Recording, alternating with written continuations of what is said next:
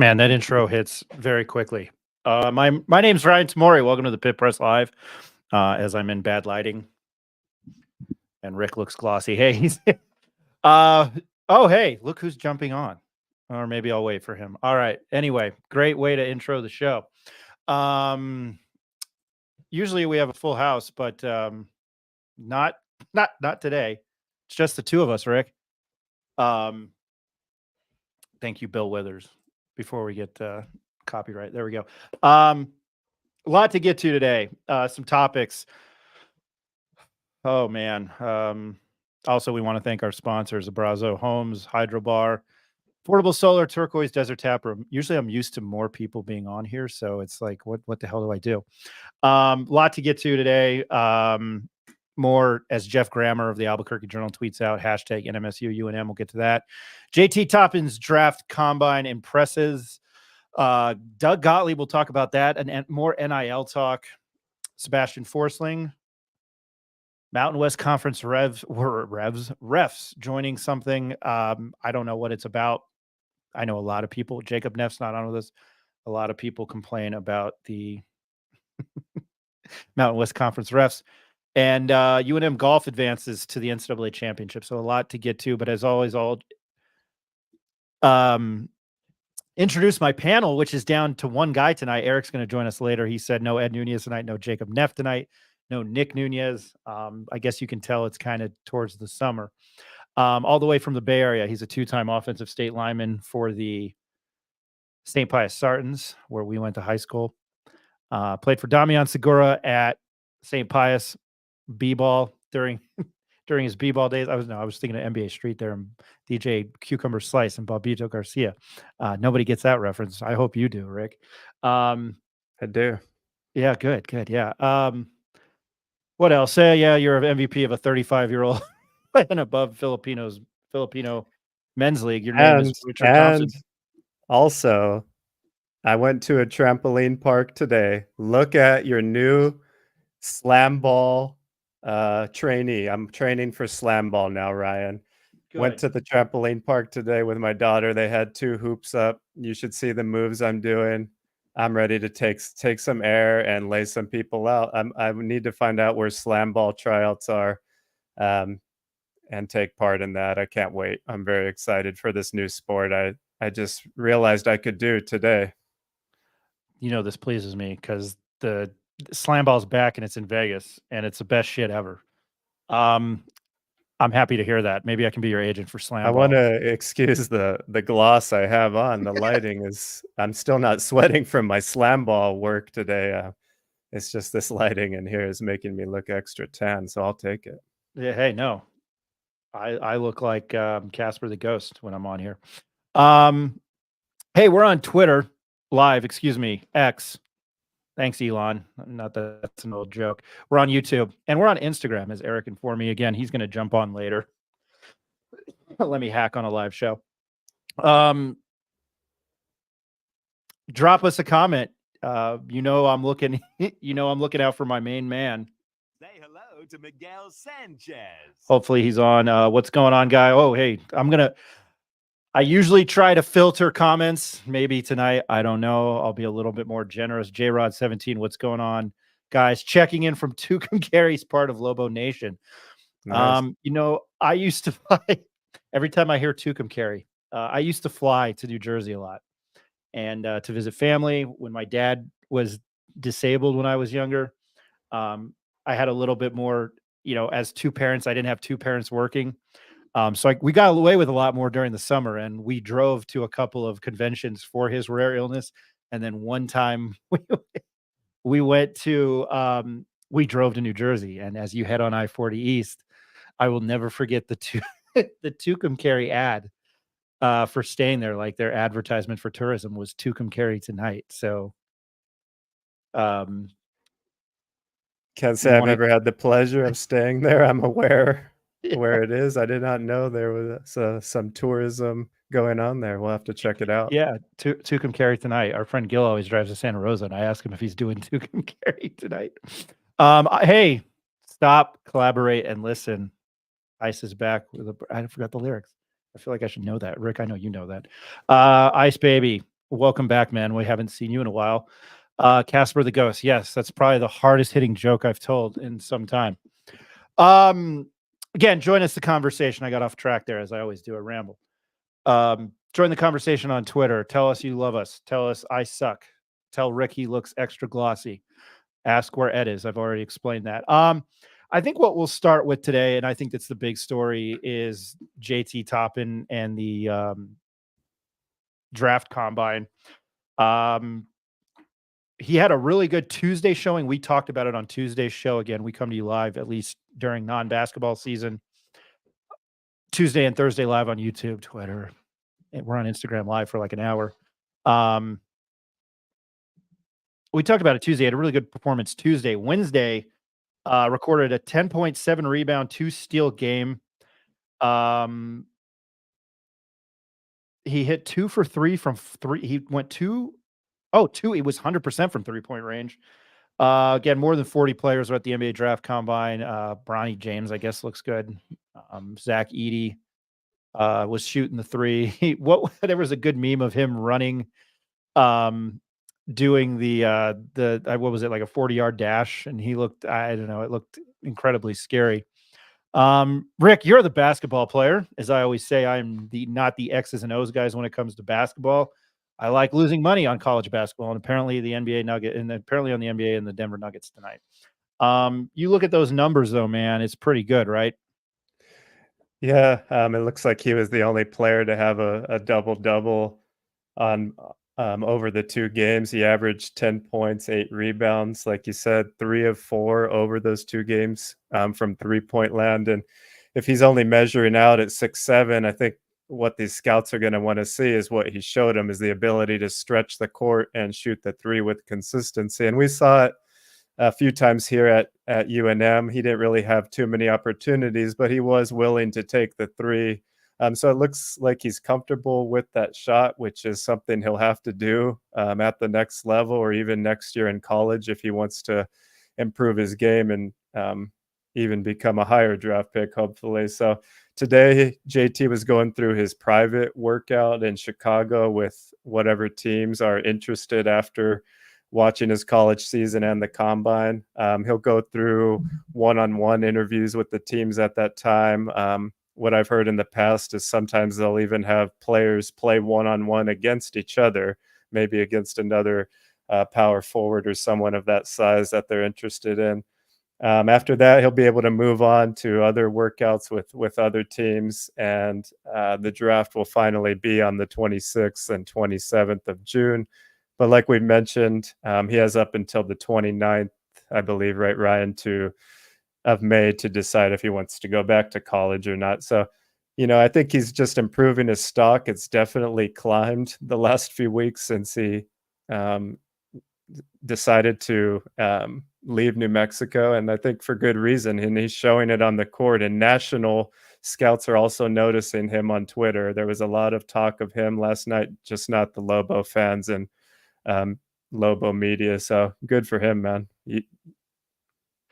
You have any thoughts about it, or did you watch any of the highlights? I didn't see any of the highlights. When there's day baseball on Wednesday and Thursday and I work remotely, that's what I'm tuning into. I say this all the time. I used to love the NBA. The NBA that late mid 2000s, and then there was, I think, the Renaissance, because I'm a hater and I never liked the Dallas Mavericks or Dirk Nowitzki, but I bless them. And here's my ramble. God bless them every day for winning that first championship against the Heatles. I don't watch much of the NBA during the regular season. It's college basketball. The NFL's on, college football.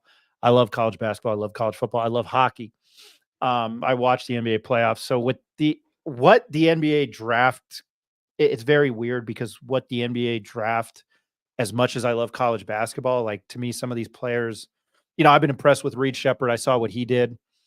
But just seeing the numbers and the stats from a non, basketball guy, those are good. I don't know. You have to take notice. I think the other thing, just outside of those numbers, right, is what he brings on defense that he showed all year, being able to block shots and defend. And, he's going to be going up against bigger guys, whether he goes to the NBA or the Big 12, right? It's going to be a little bit more physical than the Mountain West. So I think just putting on strength for him over the summer will help him. But I think, and what these scouts at the NBA are looking for, and I talked about this a few weeks ago, is what can this guy be 2 or 3 years from now? Unless you're a playoff team picking in the latter end, and you might be just wanting to look for someone that can contribute right away. But where can JT be 2 or 3 years from now? And I think the comps that I can kind of come up with in my head right now is who was it? Paul Reed on 76ers. He doesn't really space the floor, but he has a similar type of build and game, a mid-range shot defender, athletic rebounder. And there's someone else I was thinking of. I'll have to bring it back later. But, I think he definitely has a shot. The size is a little bit smaller than I think we were thinking it was the past year. But it'll be interesting to see if he stays in or not here coming down to the last 2 weeks. If I was in his shoes, I would gladly, I guess the older I get, the more I care about having financial security. But at 19, if I'm coming off the bench 2 or 3 years for a team that is in contention for a championship, or at least in the playoffs, and I'm a role player, like as I had the game on earlier tonight, you think about how good Kyle Anderson was at UCLA, and he's come off the bench for the Spurs. He comes off the bench for the Timberwolves. I know that JT Toppin is probably not that kind of player. I could be wrong. I would take that NBA career in a heartbeat. In a heartbeat. You're financially stable. You're going to play in the game 7 of the second round. With what's going on in Minneapolis tonight at the Target Center. That's just what I'm saying. Like, if that's the career, if somebody's telling him, and Ramon Sessions has been, public enemy number 1 in Albuquerque, I would think that if that's the career I'm going to have, I would be there. I don't know. I would be there in an instant. I do want to get on to some of the comments. Daniel Thomas's dad. I didn't say Daniel Jones there. Daniel Thomas's dad. What up, Rick? What up, Ryan? Mr. T, what's up? Yeah, what's up, man? Thank you for watching. How was 2K the other night? I didn't buy this year's. I bought MLB The Show. I've been playing MLB The Show. We need to also talk about NCAA football. Yes, of course, let's talk about that. Of course, I have a history with that game. Jimmy Hester, this is I applaud you. The only kind of comedy, I stole this from a YouTuber that I watch who reviews B movies, like really bad movies. He didn't play. The only kind of comedy that offends me are jokes that do not land. Probably, and this isn't a PC comment. I did watch some of the roast with Tom Brady. It was funny. I can understand why he would take offense to, the jokes aimed at his children. You're a father, I'm a father. I don't know. Hey, for $25 million, you can say whatever you want about me, and I'll be happy also, right? Is that what he got paid to do that? That's what I heard reported. Hot damn. Jimmy Hester, I applaud you. Not that I'm the funniest man on the planet. Have some of your guest hosts entered the transfer portal? No, they haven't. Again, Eric's going to join us. Jacob Neff is a part of this. He is in Reno, Nevada, of all things. His cousin's graduations. They had 2 different ceremonies, close with his family, that graduated from the University of Nevada, Reno this week. So he is there. He couldn't join us. We wanted to talk transfer portal news and transfers that have come into the Mountain West Conference. I talked this over with Rick. We didn't want to do it without Jacob, because if you've watched the show, you know what the man knows. It's impressive. He's with what he, I can rip off a lot of history, probably with the NFL and Major League Baseball and NBA, but I cannot talk like he does about current college basketball transfers. I mean, he and I on Thursday nights, I've gotten more acclimated in the last 3 years. I'm still not to his level, nowhere. But we watch Big West games. We watch Big Sky games. We watch West Coast Conference games, not Gonzaga. I love the NEC because of my dad going to Fairleigh Dickinson. I watch a lot of MAC, MAAC, Metro Atlantic Athletic Conference. We watch those kinds of games because there's also money to be made on those kind of games. And Eric's chiming in. The big upside with Toppin is that he's only 19. The other guys at the combine are 22, 23. Yeah, that's what I was saying, that he's a young guy. And Ronnie, go ahead. I just wanted to say, if he makes it, that has to be the ever first one and done Lobo to make it to the NBA after one season, right? I mean, that's a good look for the program. And Richard Pitino, right? Yeah, he would be the only one. That's a question for Ed,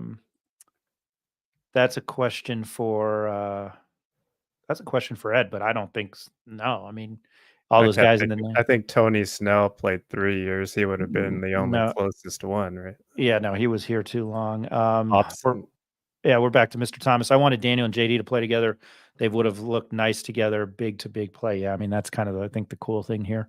Well, Mr. T, I still think your son Daniel Thomas can play the high-low game with Nelly Jr. Joseph just fine, and his athleticism will be used. I think he'll be filling in a role, hopefully, that JT had. So I have big things for all the big men in UNM. There's new opportunities for anybody that wants it with that spot open. No, very, very much so. I think I don't know. I'm impressed. Once again, we talked about it Tuesday night. I'm impressed with these guys. My best John Gruden there, that Richard Pitino has brought in. I'm going to this comment. Ronnie Chavez, my alias for my buddy Donnie at Lobo Ronnie. I could, Rick, not that anybody cares. I called Donnie Montoya. He is a season ticket holder. I called him Lobo Ronnie. I think I've told you that. At Lobo Ronnie. That's his alias. Toppin was lying through his teeth. How much of a bigger stage can you get when there's 15,000 people in the pit?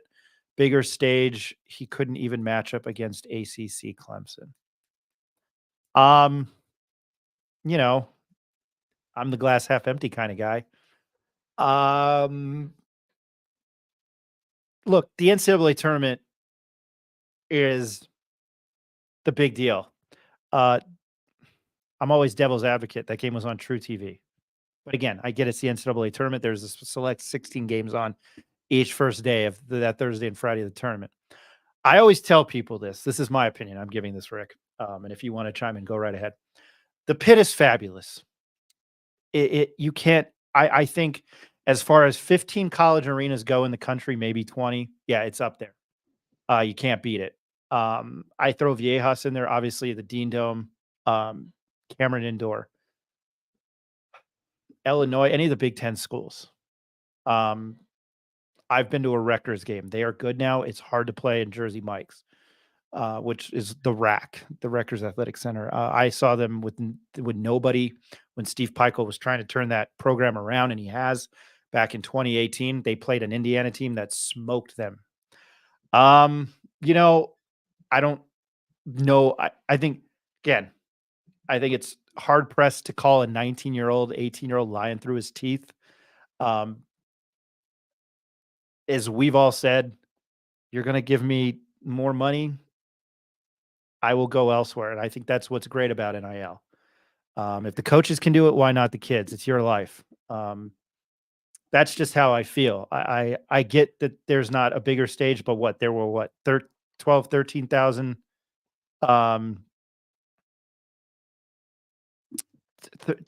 12, 13,000 people there when they kind of started to take a dip. The fan base here is so frugal. I get 8 o'clock, 8:30 on a Tuesday, Wednesday night sucks. It does. But I don't know. I find it hard pressed to call, a 19-year-old, 18-year-old lying through his teeth. And I think there are bigger stages. It's called the Final Four in a football stadium. And for me, the bigger stage, yes, the capacity of the pit is 15,000 and every game's on TV, but the Lobos don't have the same history or legacy of some of these other schools, and no one in America grows up wanting to get a scholarship at UNM. You grow up wanting to get a scholarship at Duke or North Carolina or a blue blood school like Kentucky or even Louisville or someone like that. So I think when you get that thought in your head as a young man and you have these opportunities, of course, you're maybe going to have some excuses that don't make sense to adults, and I think this is one of them, right? I mean, I don't think anyone would turn down that offer in their own career if they had a better offer somewhere with more money and it would at a more prestigious company. That's just me. Yeah, that's how I But I feel. do agree that he did not match up well against Clemson, and it will be a struggle for him um, to match up guys like PJ Hall at Clemson. He really struggled. He relied too much on that left-hand hook, but we're going to see his game develop, and I don't think he'll really struggle wherever he goes, but I don't think he'll have the same impact he had in the Mountain West. I'm just going to say one last time, for him to go to the draft combine and doing what he's doing, it's a very good look for Richard Pitino and UNM. That's all I would say, because it's Ed repeats it all the time. 30-5 seasons don't grow on trees like 09, 010. This past season doesn't grow on a tree. JT Toppins don't grow on a tree. And it was a diamond in the rough. And Pitino mentioned that last year. Rasheed Wallace, Mark Aguirre, and Dirk. I apologize. Anytime there's a Rasheed Wallace reference, I have to stop what I'm doing. Especially when I think of the Chappelle Show skit. Moving on to other UNM players. This is one of the best, I think, headlines I've ever written. Sebastian Forsling is going to pursue a professional career overseas, and this is per Jeff Grammer of the Albuquerque Journal. Sebastian appeared in 70 games in 3 seasons at UNM, starting 13 as a freshman in 2021-22, including arguably the best game when he was thrown into the fire to defend Graham Ike against number 25 ranked Wyoming. And that was a Lobo win. And that kind of, I think, is the renaissance and the resurgence that Richard Pitino was talking about. That was the start of it. Although David Roddy and Colorado State came in like 2 days later and beat the crap out of him in the second half. But hey, that's a start. Forsling has signed with the AMR agency, which specializes in professional basketball talent overseas. Forsling says he doesn't know where he will be playing in the coming season or for which team.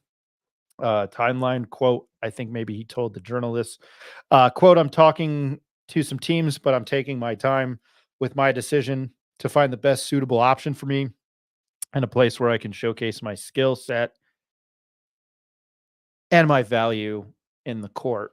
On the court. I mean, I love his dad on Twitter. The Graham Ike game was a big deal. I think for this kid, I think he realizes why he's not transferring to another college in the United States. I feel kind of bad for him. I always forget about the Graham Ike game because he did go in there and hold his own, and it was very impressive. I just think when you've got guys like Nelly Jr. Joseph, Morris Udeze, JT Toppin, guys sat on the bench. So I cannot blame him he might make a formidable career overseas. And I will say this again, his dad is awesome on Twitter. His dad is really awesome on Twitter. Rick, do you have thoughts on that? Yeah, it just seems like this guy was a great teammate, right? Really developed a close relationship with Jamal Mashburn and spent some holidays even with Mash's family. And I think, the NIL probably indirectly plays into this, as we've mentioned before, the way that foreign players with a certain type of visa can't make money off NIL directly right now. And maybe he's seen an opportunity to make some money overseas since he can't do that in college here. So that could be part of it as well. But just a great teammate. He always had a great demeanor on the court, whether he was playing or not, never hung his head.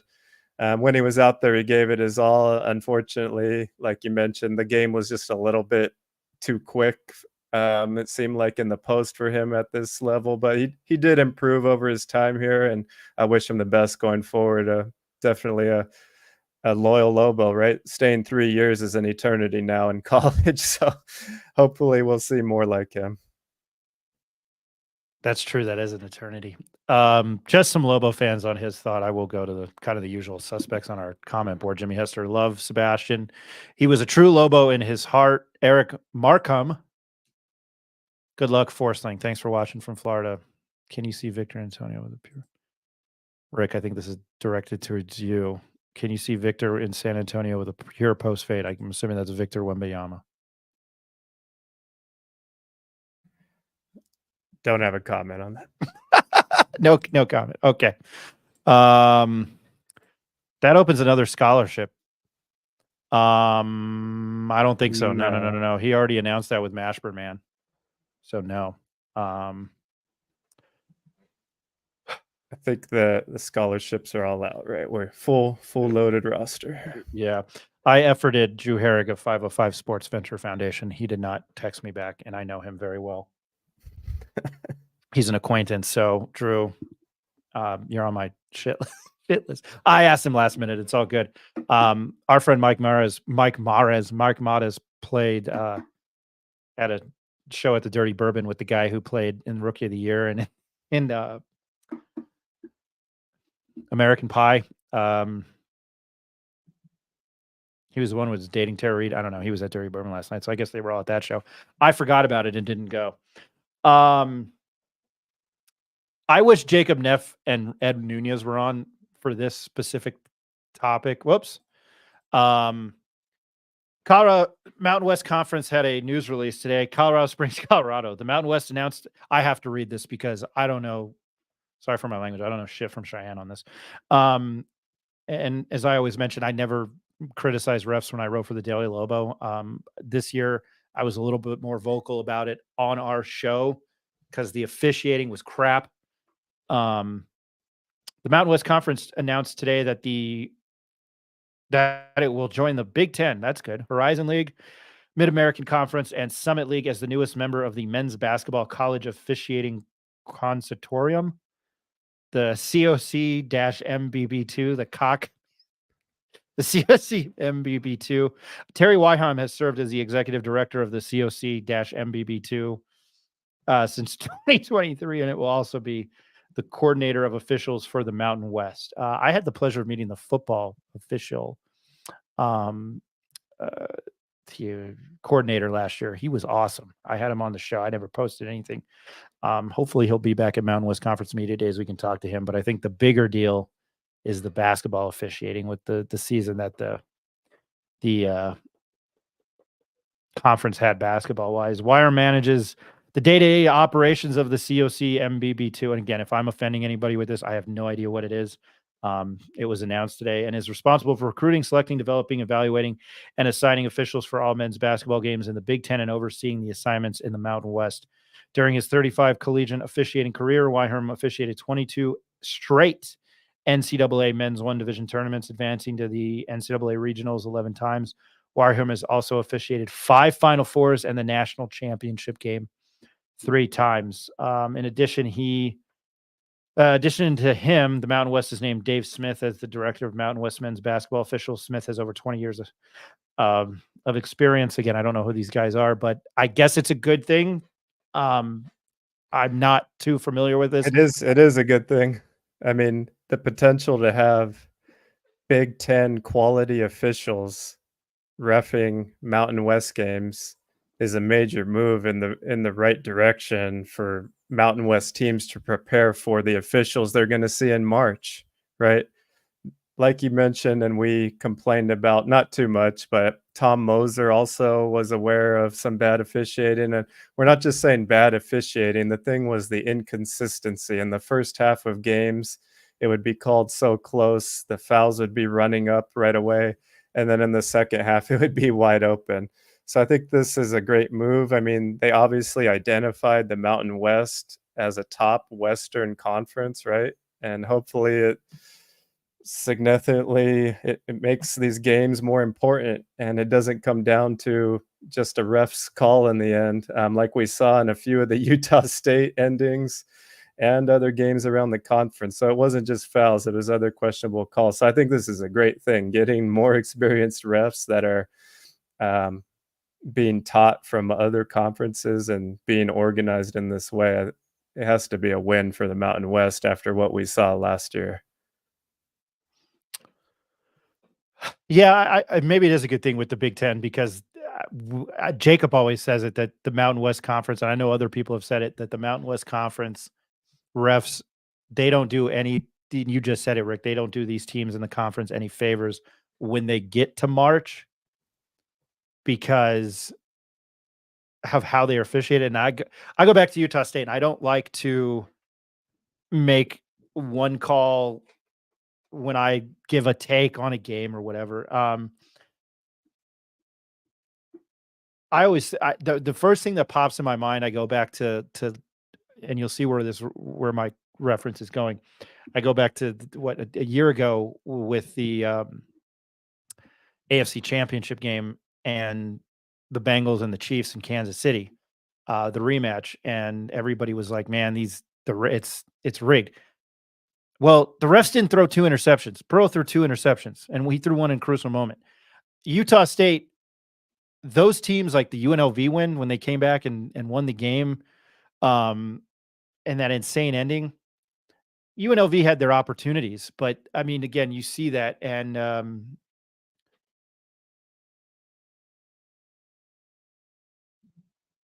lost my train of thought because I was reading comments. Sorry. I don't know when you see some of them,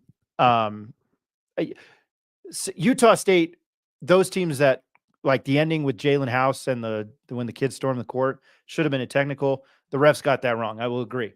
But to me, it's true. There are so many other plays during the game that you can dominate and win. And I don't think it's always up to officiating. And I think we're so quick to just judge unless you're Angel Hernandez. But I don't know. I just think we're just so quick to judge. And I don't know. I feel like it's not always the story that tells the tale. And that's why we never reported on it when I was in college. Just there. Going back to Ronnie Chavez, Lobos versus the Johnnies in the Garden. That's not a big enough stage with the Rostos as the Lobos are bringing back. Toppin would have been the big stage. He's 19. I'm just a Her fan. I believe you meant Hurt there. Yeah, it's a big stage. How many people actually know that St. John's plays in the Garden and they also play in Queens? They rotate their games. Just a heads up there. Just throwing that out there. Rick, I'm sorry I rambled there really bad because I was reading the comments as I was trying to talk. That's not good. No, I think the thing for me, I have one more thought and I'll let you cap it off here. But I think even the one thing that we need to look at, I don't know how it works in college, but even at the NFL level, these referees are not full-time officials. They're lawyers, they're bankers, they're this, they're that, and this is their part-time job, right? So if they're not focusing all their effort and putting it in, maybe the same thing is true for the Mountain West. These guys have a full-time job and 3 days a week they ref games. I don't know how it works, but this seems like it'll bring a better standard to the level that they're looking for in the conference and be refed more similarly to the big conferences. No, I think it's you look at baseball, you start off, it's kind of like being a baseball player. That's a full-time job because you're doing it. You're basically doing it, March through end of February through September. I mean, through November. I mean, I don't know. Maybe you're during the off season you work as a clerk. The other thing I've thought about, why don't we? And I'm not sure of the age range on all the refs, but most of them seem over the age of, let's say, 50. Why don't we hire some guys that are more athletic that actually played basketball in college and make it more of a position like that where some of these guys that actually have experience can become refs? That's my idea. When I had the NBA game on tonight, that Richard Jefferson was talking about that because he went to the camp and through the program, and he says everybody should do it like that plays because you just learn how. And he said this on the broadcast of Game 6 tonight, how they watch out for each other, and these refs look out for each other because it's such a hard position. That's why I wish Ed was on because man, he defends the hell out of it. And I understand it. And I know he's kind of, we've talked about it and I'm glad that we have a difference of opinion on this show. But I understand it's not a hard job. It's not easy. And when you sit on press row, I always think about Rudy Chavez yelling, "Ref, you suck." Well, okay, cool. Like it's hard, but I get the Mountain West officials have had a bad rap. We have to go to commercial break, but before I go to commercial break, I've got to go to my main man. Hold on, let me bring down this banner. You know I got to go to him. Say hello to Miguel Sanchez. I got to do this one Mr. too. Hutz, why are you burning all your personal papers? As of this moment, Lionel Hutz no longer exists. Say Hello hello to Miguel Sanchez. Sanchez. I just love that he's burning papers. And he's babysitting the kids in that episode. It's funny. Hey, Miguel Sanchez. Miguel's officials officiate more than the Mountain West. Most officials officiate more than the Mountain West Conference nationwide. There are complaints about officiating. Clemson didn't beat us. We weren't used to physical play, but rather significant size or talent. Yeah, I mean, I would agree with that. I just, Clemson was, and I thought about my comment the other night that UNM and Clemson might have split 10 games. Yeah, you're probably right. UNM might have been lucky to get 1 or 2.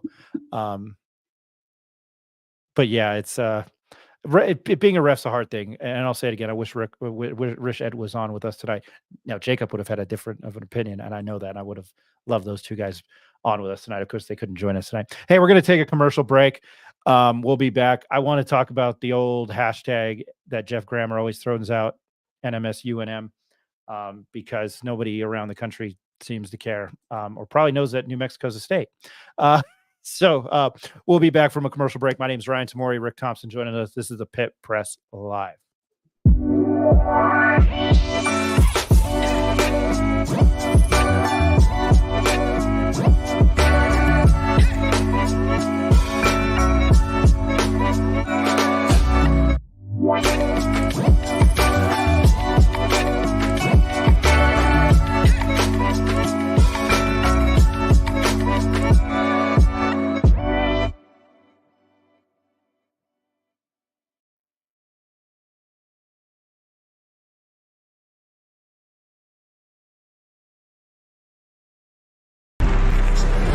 Let him cook.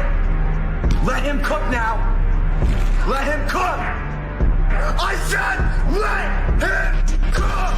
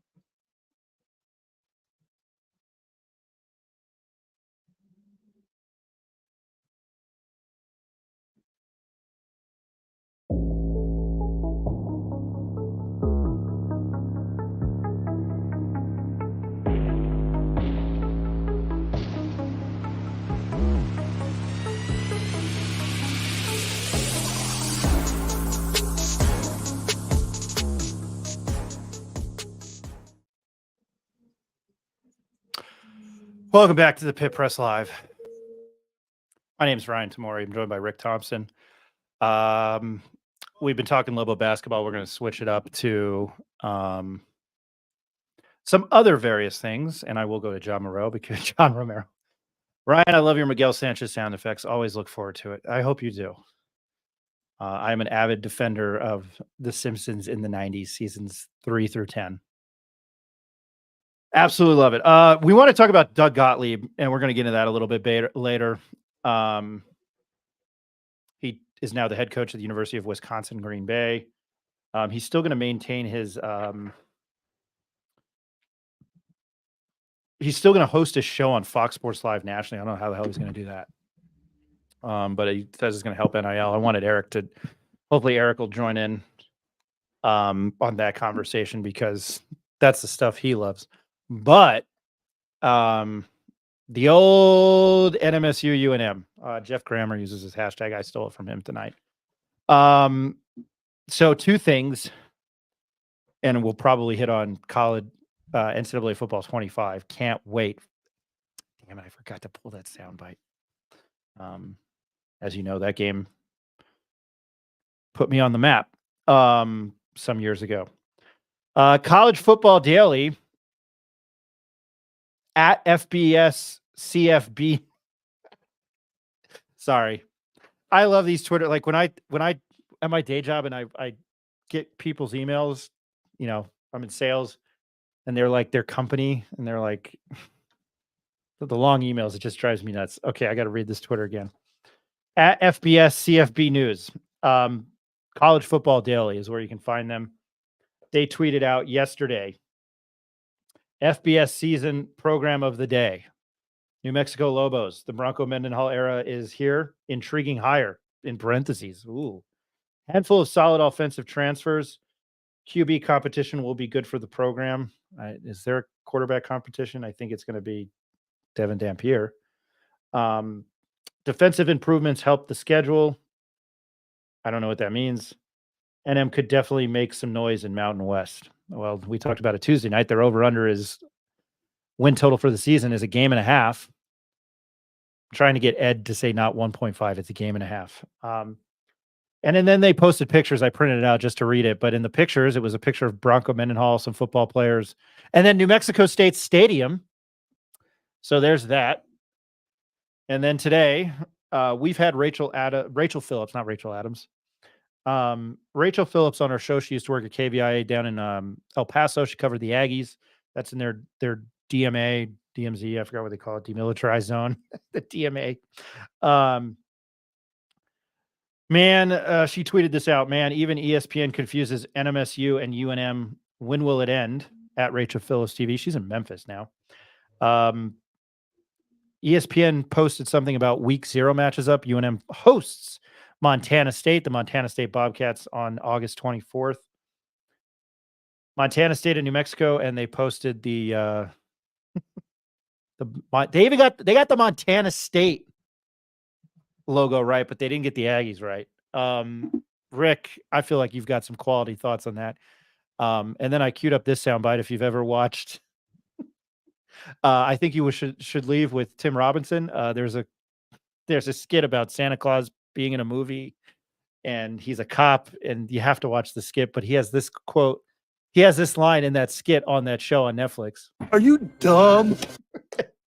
I don't know how people mix it up because it says state. But Rick, your thoughts? It's just sad that we keep seeing this year after year. There's a clear distinction amongst the schools, and I don't see any other state having to go through this with the university versus the state school. I guess they just have to differentiate themselves a little bit more on the field or on the court so that this mistake stops. But I don't know how difficult it is to just see a word and not use it or use your tags correctly. If you're a media guy out there looking for photos of New Mexico to notice or to even review the work you've done and read the text in your photos, it's just unbelievable how this continues to go. But I guess any attention is good attention at this point. When I worked at KOAT, I put a photo up. I was talking about the Super Bowl between the Bucks and the Chiefs, and I thought I double checked it, and I posted the Kansas City Royals logo against the Tampa Bay Buccaneers. I mean, it happens at mistakes. Just that we see this a lot more often than not. What I don't get is that it's New Mexico Lobos, which is an animal and a wolf and a real thing. It's not a hokey. It's not fake. And New Mexico State is Tom Selleck looking like Quigley down under. He looks like Tom Selleck with a gun. They're an Aggie. I don't get like how it always happens. And I'll give Jeff Grammer a lot of credit with this because he's a New Mexico State alumni. And again, for us here in Albuquerque, we all spot it. I just don't know how it consistently happens. But yeah, again, more often than not. And, when I was back East, I'd tell people, yeah, I live in New Mexico. And probably how I say it. And they're like, oh my God, you live in Mexico? What's it like? And I'm like, well, I made the joke once at a wedding, at my cousin's wedding. I voted for president, and people looked at me like I was batshit crazy. So I don't know. There's just, I guess uneducated people there, but I don't know how a company like ESPN, like you're right. I don't know how they can't proofread that stuff. Like I know the difference between South Dakota and South Dakota State. I know the difference between Montana and Montana State. And those are two animals. One's a bobcat and one's a grizzly. I don't know. I guess I'm anal about that kind of stuff. I don't know. It ticks me off. But Yeah, you think you're right. There's no proofreading there. Speaking of college football, while we maybe wait for Eric, here, okay, I'll go to this. I live in Tampa. It's incredible how many people out there don't know New Mexico is in the USA, much less who the Lobos are. I'm very well aware of it. It just it boggles the mind. Really, really boggles the mind. Well, NCAA football is set to come out on July 19th. Rick, you sounded very excited and wanted to talk about it. I can't wait. Quinn Ewers is on the cover. Travis Hunter and the guy Edwards from Michigan. I will be paying the $99 or whatever, and I have to go buy a PS5. I've been holding it off for 4 years, so I will be buying a PS5 the day that comes out. I cannot wait. It's one of my favorite games of all time. I miss it dearly. And even with like with how much I love college basketball now, I wish college basketball was back. Like 2K would release their game. I can't wait for it. Rick, you wanted to talk about it. I mean, this is a game we all grew up with, and just now being able to see the real player names on the back of the jerseys instead of number 18 or number 3 or whatever. It's going to be great, man. Even as an old man now, I'm still looking forward to it.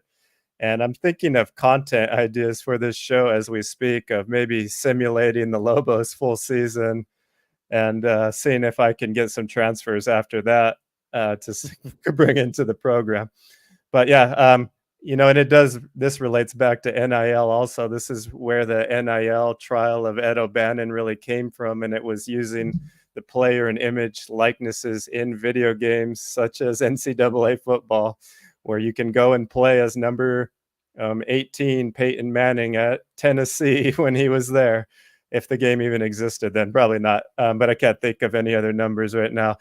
So anyway, this is the root of all NIL cases. But now it's turning out to be a good thing for these kids, as they all had to sign waivers to get their name in the game. I'm sure it's a small amount of money they make for the lower level kids. It was $500, I think, for each kid. And then, I mean, again, the NIL thing, it's over my head. But continue. But yeah, I'm looking forward to it. Running the triple option, creating schools, making New Mexico into a powerhouse. Those are where many countless hours will lie ahead for me in the wee hours of the morning, my friends, is building terrible programs into winners. What are you looking forward to, man? And I'm also going to be purchasing it, so I can't wait to battle you. Well, as you know, and I don't like to talk about it often, it's a game that made me famous. And our friend Gil, and Mike Loxley. I was a dumb, drunk college kid at the time, and I was trying to fill content. And I had worked at the Isotopes at the time, and I wrote it. And Loxley took offense to me calling the program in shambles. At the end of the column, I wrote, tell the connection to the game so people understand. Right. Sorry.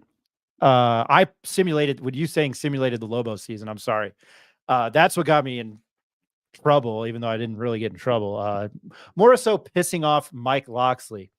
So what I did, bought the NCAA 2011, and I simulated the game. Simulated the opening game. UNM opened up at Oregon that year. That Oregon team in real life went on to lose to Cam Newton and Auburn in the national championship game. So I simulated the game and wrote about it. You're looking at a guy who won 2 Madden tournaments at the GameStop on Coors and Paseo. I didn't take Madden or NCAA lightly. I'm not very good at a lot of things. I'm halfway decent at hosting the show. I think I'm a halfway decent sales rep, but I will kick your effing ass at Madden and NCAA football. Ask Colin Brennan. I'm good at that. That's about all I'm good at. I'm terrible at NBA 2K. I used to throw the controller at our friend Brian Grimes when we would play Celtics and Knicks, because I didn't know how to play defense and he would shoot threes all day. But anyway, that game I'm good at. So anyway, I played the first half, and the hardest level, which I hope they bring it back, like on Madden, is all Madden. It's the hardest level. All Heisman. Heisman. So I I played the game. I think I didn't do 15 minutes, but I set it to 10 minutes. So I did the dynasty mode, and yet the time you could download on Xbox, I think was it Xbox or Xbox One, you could download the rosters with the names online. Somebody would actually do that. So I had all the players. And I remember there was a linebacker, Carmen Mencina, who led the nation in tackles because they were always on the field. So anyway, yeah, they were all on there, and I decided to play the game. I was like, I have a little bit of time today. I'm going to play this game, and I'm going to write about it. It's just a column, not an actual news story, which people didn't, either can't differentiate. But anyway, so I played the first half. I took the ball first. I went down the field and kicked a field goal on Heisman on the game. They were ranked the 11th ranked team in the country. And then it was all downhill from there because UNM wasn't very good. I was down 41-3 at half. And I was like, well, the hell with this. And I simulated the second half. Well, the second half, the score was 72-3. This was over the summer at the Daily Lobo. We printed once a week during summer courses. So from the summer session is 8 weeks. So it was, I forgot when I printed it, but it was the last paper of the summer session. We printed 5 times a week during the academic calendar. So it was every Monday through Friday. So that was just in the summer edition. And I wrote a column saying that I lost 72-3. I had my friend Long to win, who was a photographer who works for Red Bull. He came over and took a picture of my screen on my TV in the room, where we used to watch all football and Super Bowls, Rick, and any other game you can think of. And I'm sorry for the long-winded story. Well, UNM went on to lose that game over Labor Day weekend, 72-0. And I had a couple days off, and my buddy Gil and I ended up at Uptown Sports Bar watching baseball and drinking beer, because I don't know, what did the guys do in their early 20s do? And lo and behold, the coaching staff walked in and Loxley was there, and he started cursing at me. And it caught me off guard, and all I was trying to do was watch the fucking Mets play. I'm sorry for my language there. All I was trying to do was watch the Mets play, and Gil was watching the Dodgers. And he just came over and started berating me, and some of the coaches knew what was going on. And they were like, you probably shouldn't be talking to this. But it really, that's the whole story. So what it turned out to be was a Public Records Act. And what I had learned was that nobody was in ABQ Uptown Sports Bar at that time, but there was a upper editor there was like a managing editor from the Journal who saw the whole thing happen. And I didn't say anything because it scared the living hell out of me. And it turned out that all the other media guys in town knew for like 2 or 3 weeks before I broke my silence. And, UNM, Loxley texted me and was like, hey, Ryan, we need to talk about this. Again, as I get older, it just kind of irks me because I was a college student at the time, but that's the whole story. And maybe closer to July, Rick, I know that was a long-winded story. We'll talk about it. Maybe we can get Gil on. I don't know. We have to re-simulate the first game. And yeah, we do about it. I will. Is back. So hey, we'll simulate Montana State, and then it's off to Arizona and off to Auburn. So we should do that week by week and see how it goes. Okay, let's do it. I'm up for that. Again, I'm sorry for the long-winded story, and I apologize to our listeners, but that was my time at the Daily Lobo. And as I mention all the time on here, my friend Isaac Avalusea was a very good investigative reporter, and he was already under Loxley's skin. Loxley kind of liked me because we joked around. Isaac was the bad cop and I was the good cop. But after that, I was no longer good cop. I'll be honest, I wanted to see him lose every game. And he probably should have been fired after that happened. I didn't do anything about it. I don't know. I'll talk to Gil, man, see if he wants to come on and talk about it. I mean, it's 14 years later. I don't think he does. Probably not. Jimmy Hester, 72-3. The general IQ range of Eastern sports writers. All right. And then LOL. Let's take a quick commercial break. I don't know if Eric's going to join us, but we want to talk about Doug Gottlieb and what he's doing. And then we're going to talk a little bit about UNM Golf found themselves in the NCAA championship, and we'll wrap up the show there. But we want to hit on Gottlieb, so quick commercial break.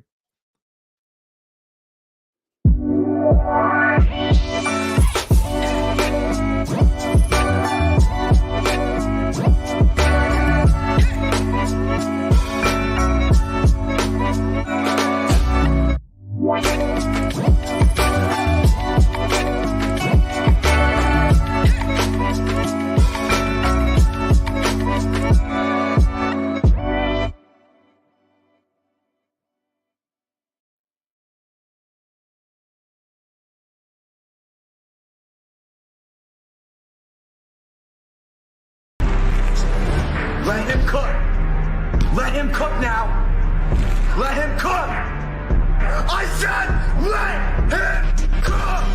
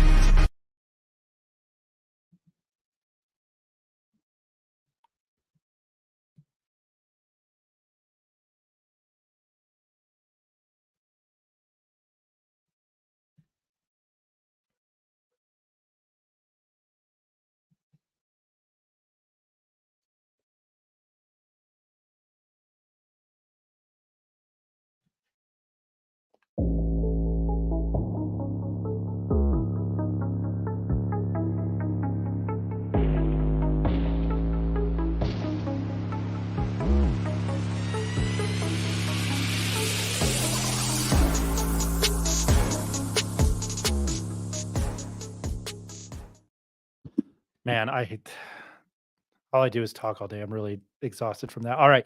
We're gonna hit on Doug Gottlieb coaching. Give you an update. I forgot to mention UNM baseball. They're in San Jose State right now playing, and then I was going to Twitter. I wanted to do tweet of the day regardless of what it was. I found this at Nicholas Swag 69. It's somebody that we follow apparently on Twitter. The page's site. And he wrote, "Holy shit! At the Cubs Pirates game, you can play center field for $90, and there's an option to buy $90 in center field." So that just popped up on our Twitter. I'm sorry. UNM is in San Jose State now. It's a season series finale. Looks like they just tied the game about 17 minutes ago, 6-6. A very important series for them. They're still tied for the conference with 3 games to go with Fresno State. Again, they're in San Jose State, and they're looking for their first Mountain West tournament berth since 2017. San Jose State's 20-30, 14-13 in the conference. New Mexico just needs one more win to clinch the Mountain West tournament berth, but likely needs 2 or more to secure a conference regular season championship. That's good news. They look to take 2 of 3 from the Spartans in their first meeting since March 22nd and 23rd. Again, UNM, Mountain West, well, I don't know. We'll have to keep tabs on that. Multiple scenarios. The Lobos have already exceeded their previous highest winning total under Coach Todd Brown with 27 wins. Should they win 3 this weekend, they'll eclipse 30 wins for the first time since 2017. I got, going back, I know I'm sounding like an old man, going back to the Ray Birmingham days, man, those teams were good. Saw Steven Strasburg pitch with San Diego State. 1 win could clinch the Mountain West tournament bid and could be enough to still share a regular season crown, depending on the other conference results. If UNM wins 2 or more games and Fresno State loses 2, the Lobos would be lone Mountain West regular season champions. If the Lobos win all 3, they're guaranteed at least to share the Mountain West regular season championships. So that's very cool. You know what, Rick, before we get to Gottlieb, more UNM news. I know I play golf. I don't watch it with the PGA championships this weekend. I watch when I can. Good news out of Loboland, though. The UNM men's golf team advanced to the NCAA championship. They earned a top 5 finish at the NCAA West Lafayette Regionals. The Lobos shot 1 over during Wednesday's final round at Carson Coulser course at Burke Boilermaker Golf Complex. They were at Purdue University to finish 5th at 2 under, earning one of the 5 tickets to the finals.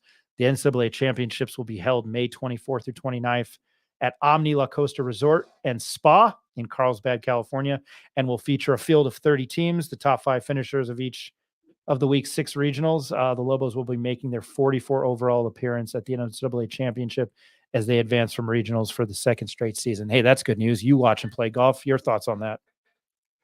Yeah, hats off to the golf team. Was a good friend of Steve Saunders, or not a good friend, a friend of Steve Saunders, former golfer at UNM, and went over to his house one night for a cocktail function.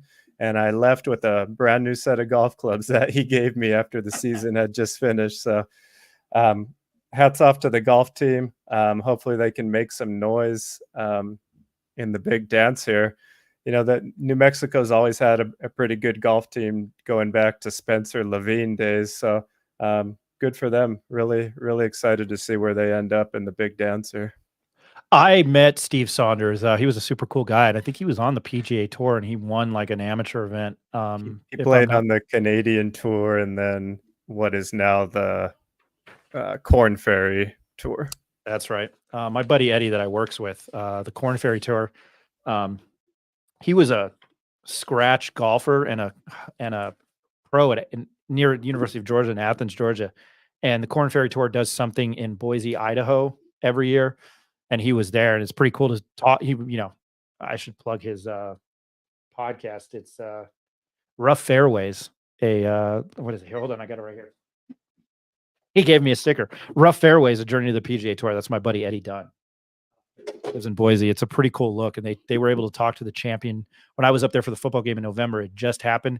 They were able to talk to the winner. So if you're interested in golf and you love that kind of stuff, that's a unique approach looking at golf and professional sports. You know, how you move up the ranks for that. But that's very cool. We'll keep an eye on that. We'll keep an eye on UNM baseball as well.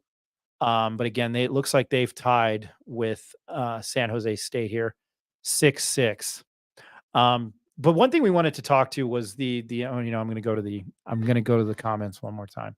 If I'm correct, seems a Journal sports writer mentioned an article in which your simulation was your simulation on the money. Your tenure at the Daily Lobo brings back on the Aggie Roundup paper that I enjoyed. I was almost going to go to New Mexico State and work for the Roundup, but I went the UNM Avenue. I didn't want to go down to Cruces. Just stayed closer to home. I think I had a better opportunity at UNM. I will say this, though, the Daily Lobo is not what it used to be, which is very sad. I don't know what the Roundup's still like. I think even when then they used to print like 2 times a week. But New Mexico State's broadcast journalism school at the time was very good, but I went the print route. Anyway, Doug Gottlieb, if you know who Doug Gottlieb is, he played at Oklahoma State. He's on the field of 68. He's got his own show on Fox Sports Radio. I think he was a commentator on ESPN. He took the coach at the University of Wisconsin, Green Bay, and he will continue to do his show on national radio on Fox Sports Run. He has never coached in college before, so I think there's a little bit of method to the madness with that. What Sundax Wicks left for Wyoming, right? There have been 66 coaching changes in D1 this offseason. That's just over 18%. That's a ton. I don't know how you be a D1 head coach and do that, but kudos to him. It's an approach to NIL, is what he said. And yesterday morning, I listened to it. I haven't listened to Sports Talk Radio. Usually I listen to the opening drive with JJ Buck and Jeff Sinietta and then into Jim Rome. I haven't done that in quite some time now. But I think that's a fascinating approach to being a Division I head coach. We didn't meet Doug Gottlieb, but he was at the Mountain West Coast Conference Basketball Media Days when we were there in October at Resorts World. Like I said, I saw him. I didn't talk to him, but we made eye contact.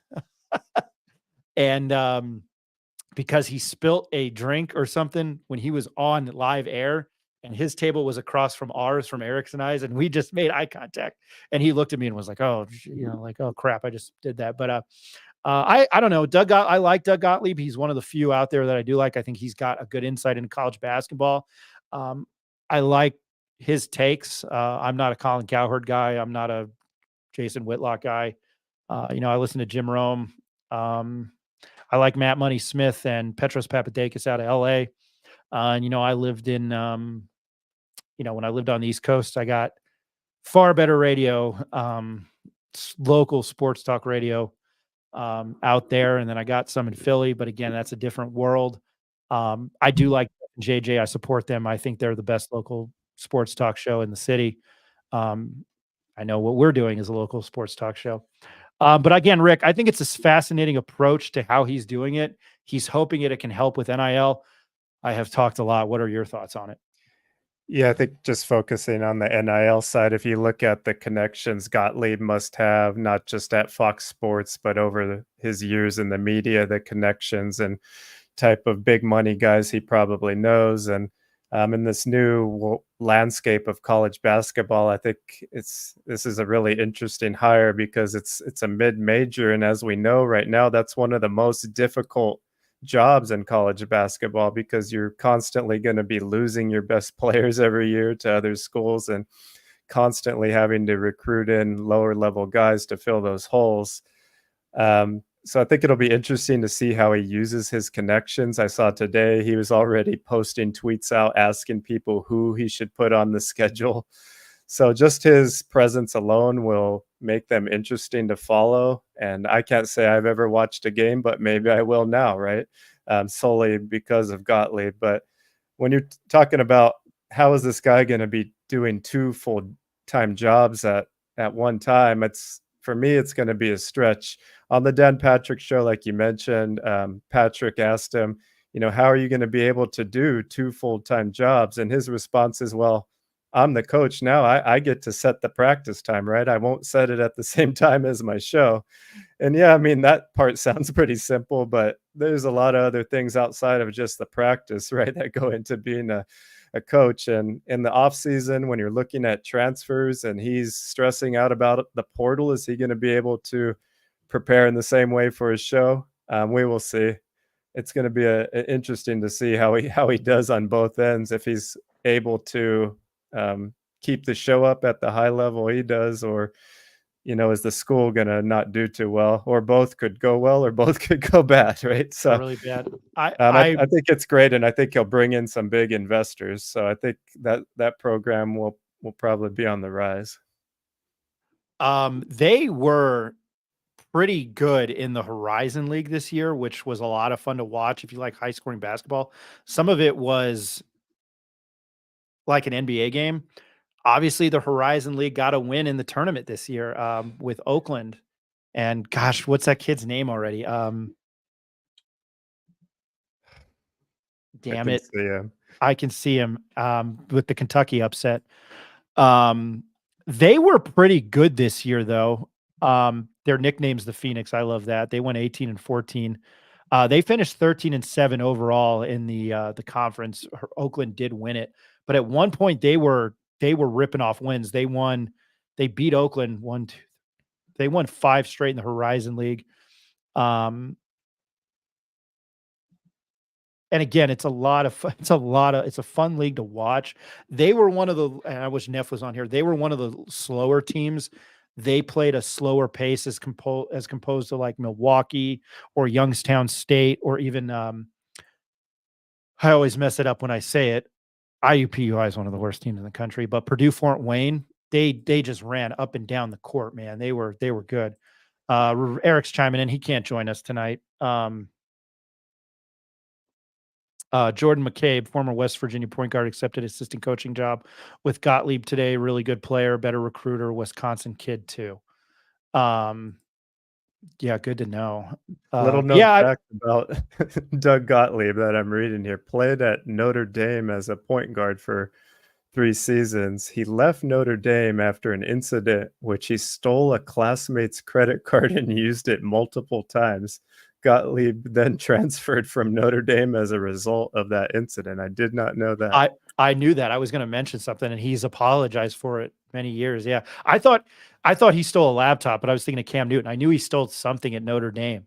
But what he got Oklahoma State to the tournament, I think, in the mid '90s, if I remember correctly. But again, it was cool to see somebody fumble on live air, and I like Gottlieb. I'm one of the probably the few. But to the old Wikipedia page. Yeah, you're right. Oklahoma State. Yeah, he played for the Oklahoma Storm. Yeah, playing career Notre Dame, Golden West, Oklahoma State. How the hell did he play? Oh, he played from 95 to 96 in Notre Dame. What the hell is Golden West? Oh, Golden West College in Huntington Beach. Okay, sorry. No offense to anybody if you've gone to Golden. I'm sure somebody's listening. And then he was at Oklahoma State from 97 to 2000. Ranks 10th all time. I don't know. He was a good point guard, man. Like it's I like his show. Again, I despise Colin Cowherd, so by saying that I'll probably never be on the volume, but I can't listen to Colin Cowherd. I think I don't know. I think he pulls. I think it'll be interesting to see if this spurs off other media members to be college coaches like we've seen in the NBA. Steve Kerr obviously was a media guy for a long time, and now JJ Redick is being looked at in the same type of way. So it'll be interesting to see. I can't think of. I mean, there's a million analysts out there that have played and probably already coached. So it'll be interesting to see if some come back and start coaching again now. Well, like I mentioned on Tuesday, I did not know Bronco Mendenhall did his podcast and found it on Apple Podcasts. I'm an Android user. I'm sure you can find it anywhere. That's just where I pulled it up. But it was called, I know it's the Bronco Mendenhall pod, Head Coach You, and you can find it on Spotify, YouTube. I was unaware he did this. He had a lot of great guests on. He had Andy Reid on, but his very last podcast, I know I'm mentioning again, but it plays into this. On November 8th was Mountain West Conference Commissioner Gloria Nevarez. So I find that a little bit fascinating that he did that podcast, and then he was hired like a couple weeks later. I think it's a good move by any level of coach, college or pro, to maybe take a few years off if you're not seen too well in the public eye and get into the media, right? Look at Bill Belichick. He was always seen as the bad guy. He made an appearance on Pat McAfee's Draft Spectacular, on Tom Brady's roast. Now he looks like a real human to people, right? He's laughing and joking. He's also going to be on Peyton Manning's Monday night broadcast. So he's going to get hired next year. And I think the same probably happened for Mendenhall, right? He made a lot of connections. And people said, maybe this guy ain't so bad, right? So I think it's a good route for coaches to take a year or two off and to kind of recharge, make some connections. It usually works out well. I always think of, Bill Belichick, and just like, at the podium, just going, like Jim Rome always plays clips of him at Patriots press conferences, just going, I don't know. And now he's making people laugh. Yeah. Did you see him on, you mentioned that on Pat McAfee. Did you see him on College Game Day at the end of the year when it was Army Navy and he put on he's a pretty funny guy. I love Bill Belichick because, again, I'm the history buff. And if you look at the shirt I'm wearing, he is responsible for he's responsible for 2 giant Super Bowls as defensive coordinator. And he's probably responsible for 2 of the best, whether you think he cheated or not, probably responsible for 2 of the best game plans in the history of the NFL, with how the Giants shut down the Buffalo Bills in Super Bowl 25. And then I guess they were watching Chape, but how they shut down the greatest show on turf. So I've always been a Bill Belichick defender, and I've always respected Brady and them. So I'm going to get a lot of flack for that. It's just very ironic that I'm a Giants fan and they beat them twice in Super Bowls. Okay, I went off topic there. Yeah, I don't know. I think he's a pretty funny guy. I don't know. I will pay more attention to University of Green Bay, Wisconsin, or Wisconsin Green Bay basketball this year. I paid a little bit of attention last year, but it's not to the effect, the level of what Deion Sanders did at Colorado, but it's in that realm. Would you agree with that, Rick? Yeah, bringing in a big star to pull in some money, bring in the media. I think it's an interesting move. Could be successful. But yeah, I mean, Deion is a whole nother level, right? No. I mean, he's but yeah, it's kind of in that mold. I agree. Yeah, no, it's not on the level of Dion. Nowhere near it. Gottlieb doesn't pull that. Man, I can't. I can't wait. I'm glad we're in the middle of end of May because, man, I cannot wait for Colorado football again. The first 3 weeks they were money makers, and then it went all hill, but it was entertaining. Do you have any final thoughts before we sign off, Rick? Not too much today. Just glad that the UNM basketball roster is filled here and we can look forward to that. And then just waiting on the baseball team to finish up here. Hopefully they can make the dance with the golf team here. So just looking forward to the weekend, man. Same. Just an update really quick on a baseball. Sammy Sosa plays baseball. Air Force beat Fresno State today. We are in the top of the 8th in San Jose, in your neck of the woods, Rick. UNM is down 7-6. They have a runner on first with no outs. So again, they've got 6 outs to spare. Yeah, I'm kind of excited to see what golf, again, we'll try, see if I can't talk to anybody on the golf team or baseball after the fact. Maybe I can try for a basketball player. We've been kind of shunned away. So I think what we're doing here is pretty good. Anyway, again, glad people are watching, everybody that commented. Really appreciate you again. Jacob, nobody answered the transfer portal there. Jimmy Hester, Ed Nunez, Jacob Neff, hopefully Nick Nunez, Ed's son. He was unable to join us. Nick's a lawyer. Nick's he's a VIP. He's a very important person. I was thinking about that shitty Pamela Anderson show after she did Baywatch called VIP. I don't know why that popped in my head. That has nothing to do with anything. He could not join us. He was on his way to Santa Fe for a trial. So I always like when Nick joins us. It's our insight again. Eric is a new father again. They have another little girl. He's got a 2 or 2.5-year-old. So he is busy. He wanted to join us tonight, but he couldn't. So you and I are holding down the fort, and it was much better than I thought. But Rick, you're very good at doing this. So I think you're much better than I am. But anyway, we appreciate everybody watching. As I always say, thank you to the listeners. It wouldn't be possible without you. We've had more people watch than I ever could have imagined over some of these live episodes. I think it's going to maybe die down a little bit here over the course of the summer, but gearing up for football. Hopefully starting here in June, we can get some reporters who cover some of the Mountain West Conference football teams. I love talking to Jason Turner from the Logan Herald. I don't have Rachel Phillips anymore or Colin Deaver or the guys down south. But I had a ton of people on around the conference last year leading up to conference football media days. We talked to a team a week, which was perfect over June and July leading into August. So hoping to do that for you again. I'm in the works of trying to do my own show, talking national stuff. We appreciate everybody watching, and I will leave on this comment. John Romero, thank you, gentlemen. Always appreciate your insights and latest info. Again, we come to you, the Pit Press Live. We come to you every Tuesday and Thursday at 8 p.m. Mountain Time. We're on X, live on X. We're live on YouTube. We were live for an hour on Instagram. Yeah. Instaface, as Bill Belichick would say. Check us out. Kyle Henderson. Wait. Oh, yes. And I will say goodnight to Miguel Sanchez. Where'd it go? Say hello to Miguel Sanchez. All right. We will talk to you guys next week. Have a good one. Enjoy it. And hopefully we'll have good news with the golf team and the baseball team. We'll keep an eye on that. Can't wait to talk to you guys next Thursday. On behalf of Rick Thompson, Eric Malton, Ed Nunez, Nick Nunez, and Jacob Neff, I'm Ryan Tamori. This was the Pit Press Live.